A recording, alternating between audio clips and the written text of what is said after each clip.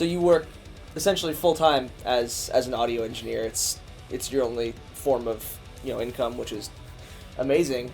I want to know, in terms of getting into the audio engineering and production, who influences you? Like, how would you describe your style in terms of like what you've learned, who you've learned from, whether it be directly or indirectly? I guess in terms of influences, that's a tough question because I don't have like this. Well, I guess I do have a lot of producers that I admire, but it's just kind of like I don't really stick to one producer where I'm like, oh, like this is my influence. I want to be this guy. I actually disconnect a lot with kind of the, I don't know, like the audio realm, and even like with the genres of music that I record, I kind of like to distance myself a little bit so that I don't kind of. So I like being a little bit naive because I think it makes my work a little more original. But I do have like some producers I really look up to, and one that I do look up to I actually got to work with for like a week. This guy named David Bendeth. He did Riot by Paramore. He's done a bunch of Breaking Benjamin albums and stuff like that. And so after I left Picture Me Broken, they flew out to do a record with him. And I think this is my freshman year in college, and they invited me to come out for like a week and hang out in the studio. And I was like, yeah, like this guy's one of my favorite producers. I would like absolutely love to do that. So I got to hang out in the studio with Dave and then his engineers like John Duva and like Dan Corniff and stuff like that. And, like those guys are all really like heavy hitters in the audio realm. Like they're all pretty much like legends. Dave's a multi-platinum producer and stuff like that. So I learned a lot just from being there in a week. I'm trying to think. Oh, and then when I was younger, when I was 15, did the first EP for Picture Me Broken, and we recorded with Andrew Murdoch, and he's also a multi-platinum, I believe. He's done like City of Evil by Avenged Sevenfold, Wow. a bunch of Godsmack records, 18 Visions. Wait, maybe not. Yeah, he did 18 Visions. So yeah, he's also done some pretty big like heavy hitters, and I got to learn a lot being in the studio with him as well. Another personal influence of mine is Aaron Hellam, who used to be with Castle Ultimate, and I've worked with him before, and he's definitely one of the best, if not the best engineer I've worked with. And he's always, answered my questions and kind of helped me out. Really good dude, really, really talented producer for sure. And then there's a lot of other miscellaneous producers in like the heavy music realm that I consistently love their work. Really big fan of Jason Sukoff at Audio Hammer, Mark Lewis, stuff like that. Their work is pretty much perfect. I love it. But yeah, I guess those are just a really brief list of some of my influences. And then I guess if you go back, I have a lot of older influences, like back to like the guys, the old like Hendrix and Zeppelin records and stuff like that too. What was it like working with them in the studio? Not just in terms of the like what they're doing on the board back here and stuff, but more so like how do they interact with the bands? I've heard a lot of interesting stories about David Bendeth and how he can be kind of. The reason why some bands like to work with him is because he's very like, we're on this like in this together in terms of like, he treats you like, it's not like he's your buddy, like he's not gonna bullshit you. Yeah, that's actually something I ponder on a lot is like how like producer interactions with like their clients, bands, friends, whoever you want to refer them to, because I know a lot of producers that it's a very professional, like client relationship, and then I know some producers that it's very much like, oh, like we're friends, we're hanging out, and we're making music, and usually my process is more the latter. Anyone that's recorded with me can tell you that it's generally a pretty like relaxing experience, or not relaxing, but it's like it's cool, like we're hanging out. It's not like I can confirm. There's not. Yeah, thank you. It's not like a high pressure situation. No, unless someone isn't doing their part, and then we have to figure that out. But it's not like I don't berate my clients or anything. It's not like it's pretty casual. But I definitely, because I've worked with Dave, and like how Dave interacts with the bands he works with is like Dave is a very, very smart guy, and he likes to get in people's heads, which I think that's how he makes really great records, because he really evokes like some kind of passion inside everyone, and he's really good at doing that. I respect anyone with the ability to do that and make it into something creative. So I think that's a really rad thing. But like I said, not all producers work the same way. If you think about a producer like Ross Robinson, who did all the old like Slipknot and Korn records, that dude made like Corey Taylor from Slipknot like cry. Apparently, he made Jonathan Davis from Korn like want to kill himself like legitimately.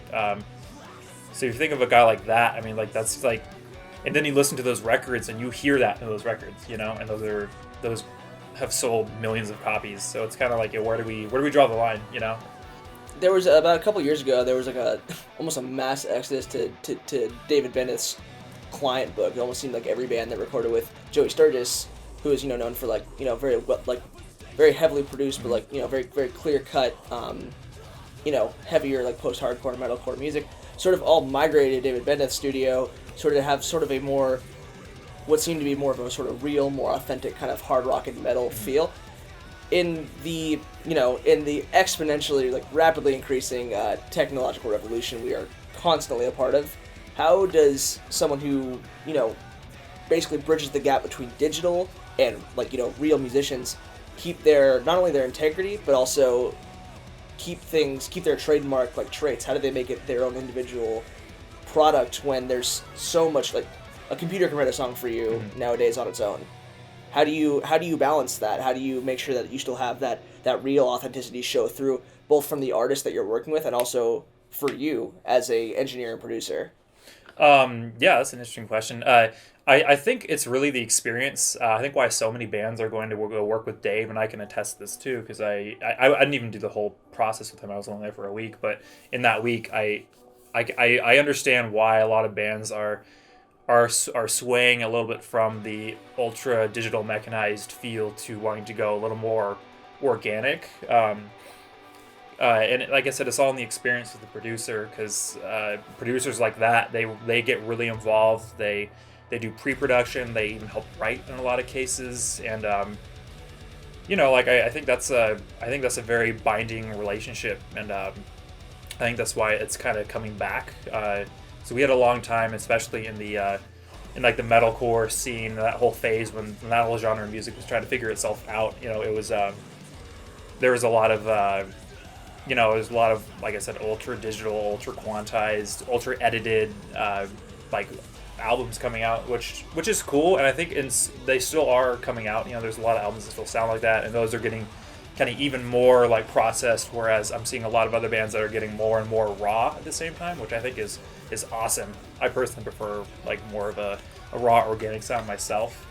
But yeah, I think it's the experience. I think it's much more musical, getting to actually sit in the room with a producer and write and develop your music, more so than going into a studio and having a producer record your pieces and just like edit like chunks and like copy and paste everything. And I mean nothing against that, because I did that for a long time too, and I still do for some bands depending on what kind of band I'm working with. But you know, I think with a band like of Mice and Men, for example, who, you know, had like a very processed, choppy sound for a long time, for them to go to someone like Dave Bennett, who they just did their second record with him. Right. I know, because I've talked to them about it, and they really like, you know, what Dave has done for their songs and like how he's helped develop them, and just on a personal level, you know, because you know, with a lot of producers, like my relationship with like Josh Barber, like when my band recorded with him, we lived at his house, we got dinner with him every night, we like hung out with him and his wife every day and stuff like that. And so, you know, like, and he also, like, before we recorded with him, he listened to our pre-production, he rearranged some parts, we were talking back and forth with him for a long time. Yeah, I think it's a much more genuine and rewarding experience to go into the studio with a producer and really take the time to develop your songs and like really make a record that sounds like you and your band, you know, and not like, you know, like a digital guitar or a sampled drum, you know. And I think that's coming back, because we had a long period of like lots of oversampled drums and digital guitar, and I think the metal community has kind of had its heyday with that sound. I think it's moving forward. So yeah, we just a quick follow-up question. We've noticed even in pop music the trends of sort of having a backing band behind you again and real instruments, even despite the intense like advancement in technological production is still there, but the idea of real instruments and real bands seems to sort of be coming back not only in the metal community but is in music itself. Do you think this is just a coincidence, or do you think that there's an actual shift in industry preference and what's going to be popular and what's going to be the right way to do things going forward?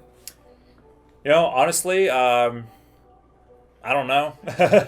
I guess I would like to chalk it more than coincidence. I actually think I did a paper when I was in school that related music stylistically to the social and political connotations of their respective eras. Like I think through like the 70s through like the 2000s, I compared like kind of what was going on like historically with what was happening. And I forgot what like my thesis was. I forgot my conclusion. I'd have to dig up that paper again and look it up. But yeah, I don't think we'll know until like 10 years from now. I think we'll be able to look back and see, well, this is what was going on in the world. This is how things were.